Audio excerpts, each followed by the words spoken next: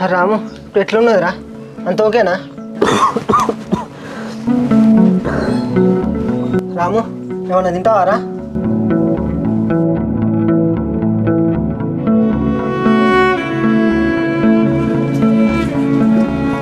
రాము ఏమైంది రాము? అసలు ఏమైంది రాము? అన్న ఏమైంది రాముకి? ఆ ఊరవతల బావి కాడ తెలివి లేకుండా పడుంటే నేనే తీసుకొచ్చిన చెల్లె. ఊరవతల బాయ్ కన్నా అక్కడికి ఎందుకు వెళ్ళినావు రాము నువ్వు? అసలు ఏం జరుగుతుందన్నా?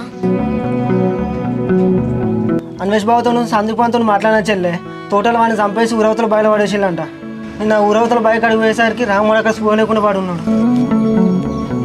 రానమ్మ, నన్ను మీ అన్న వాళ్ళిగా బతకనియారు.